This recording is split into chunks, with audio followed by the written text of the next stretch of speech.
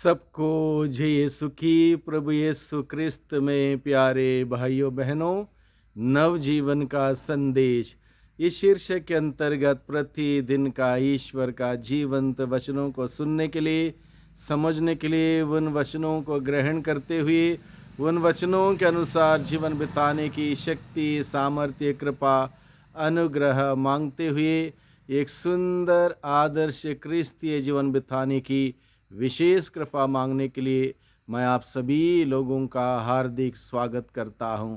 आज नवंबर की 5 तारीख है, बुधवार का दिन है और आज के दिन में मनन चिंतन करने के लिए हम सबों को विषय दिया है संत लूकस के द्वारा रचित सुसमाचार अध्याय 14 पद संख्या 25 से 33 का प्रसंग है।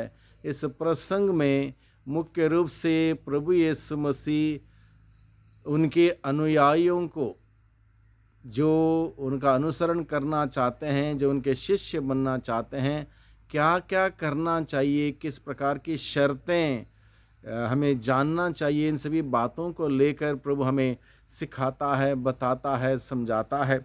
जैसे कि यहाँ पर लिखा है, ईसा के साथ साथ एक विशाल जनसमूह चल रहा था। लोग अक्सर प्रभु के साथ जाते थे, आते थे, उठते थे, बैठते थे, आगे पीछे दाएं बाएं रहते थे, बड़ी भीड़ अक्सर हुआ करती थी। तो उसी प्रकार का एक प्रसंग आज के सुसमाचार के शुरुआत में बताया। ईसा के साथ साथ एक विशाल जनसमूह चल रहा था। उन्होंने मुड़कर लोगों से कहा, जब यीशु ने देखा कि इतने सारे लोग पीछे पीछे आ रहे हैं, तब लोगों से एक बात प्रभु ने कही। क्या कहा?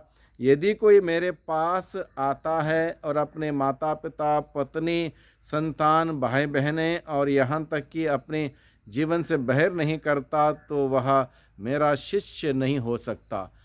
हम प्रभु के पीछे चल सकते हैं, भीड़ में जा सकते हैं, और आजकल हम लोग देखते हैं लोग इसी प्रकार से जाते हैं। लेकिन प्रभु क्या कहता है?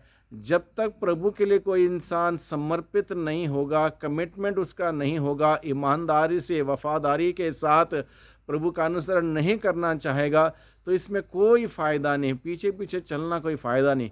एक लक्ष्य, एक उद्देश्य, एक कमिटमेंट होना बहुत ही ज़रूरी है। ये बात प्रभु हमें सिखाता है, यानी कि सबसे ज़्यादा प्यार प्रभु से करना। प्रभु ने ये नहीं कहा कि माता पिता, भाई बहनें, रिश्तेदार, बंधु मित्रों से नफ़रत करो, ये नहीं बताया।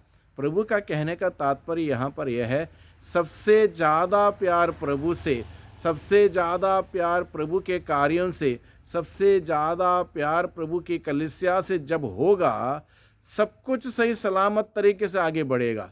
अगर मान लो हमारा प्यार किसी एक इंसान या दो इंसान, माता पिता, भाई बहन, बंधु मित्र, इधर उधर बांटा हुआ रहेगा, हम प्रभु के लिए कार्य नहीं कर पाएंगे, प्रभु के सेवा नहीं कर पाएंगे, प्रभु के लिए कमिटेड होके नहीं जी पाएंगे, वहाँ पर फल उत्पन्न नहीं हो सकता, फ्रूटफुल हम नहीं बने रहेंगे। इसलिए प्रभु क्या कहता है, जो मेरे पास आता है उसको इस बात पर ध्यान देना होगा, अपने माता पिता, भाई, पत्नी, संतान और यहाँ तक अपने जीवन से बहिर नहीं करता। यानी कि प्रभु नफरत करने, बहिर करने नहीं बताता, बल्कि प्रभु क्या कहता है, सबसे ज़्यादा प्यार प्रभु से, प्रभु के सेवा कार्यों से करने की आवश्यकता। जब ऐसा होगा, प्रभु से प्यार होगा, निश्चित रूप से वहाँ पर प्रभु के प्रति कमिटमेंट होगा, प्रभु के प्रति समर्पण होगा, प्रभु के कार्य बड़े आनंद और खुशी के साथ होंगे, प्रभु के सेवा बहुत उल्लास के साथ होगी। ये बहुत ही ज़रूरी है, प्रभु के प्रति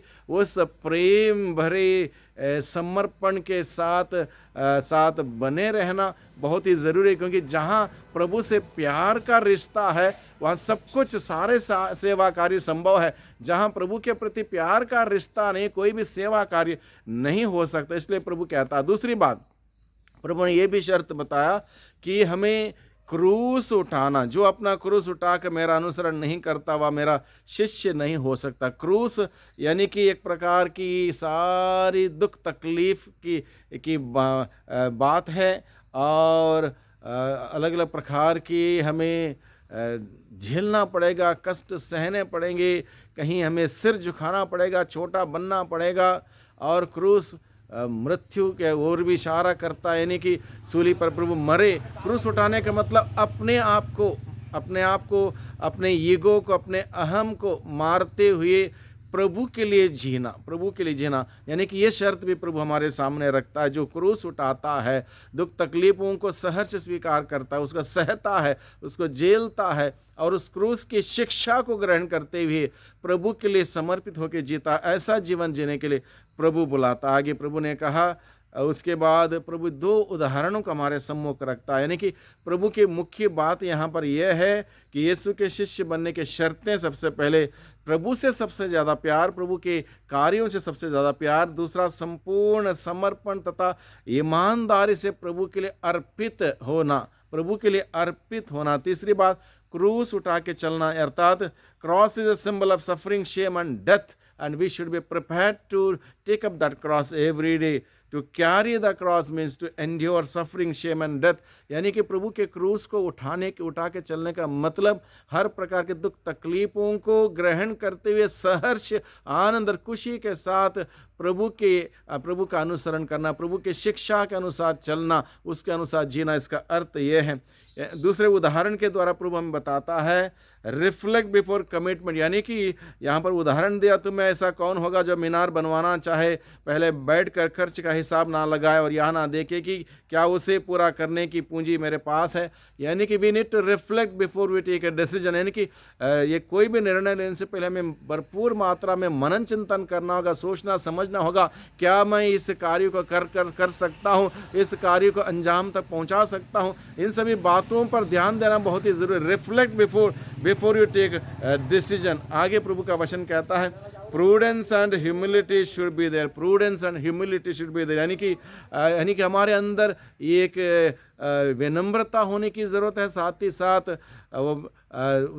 हमें परिपक्व होने की ज़रूरत है, सारे कार्यों को लेकर परिपक्व होने की ज़रूरत है। विनम्रता के साथ प्रभु की बातों को सुनना समझना बहुत ही ज़रूरी है। और आखिर में प्रभु कहता है, टोटल डिटैचमेंट, यानी कि सब कुछ त्यागते हुए प्रभु पर भरोसा रखकर प्रभु के कार्य के लिए आगे बढ़ने के लिए प्रभु हमें सिखाता है। जब प्रभु पर प्यार होगा, विश्वास होगा, कमिटमेंट होगा और सब कुछ हम त्याग कर पाएंगे, क्योंकि एक बार प्रभु के प्यार के मिठास का अनुभव होगा, प्रभु के सानिध्य का आनंद मिलेगा, इंसान को और कुछ नहीं चाहिए। ईश्वर के सानिध्य में रहना, ईश्वर के प्यार को अनुभव करना, ईश्वर के लिए जीना, ईश्वर के लिए कार्य करना सबसे बड़ा आनंद का विषय होगा।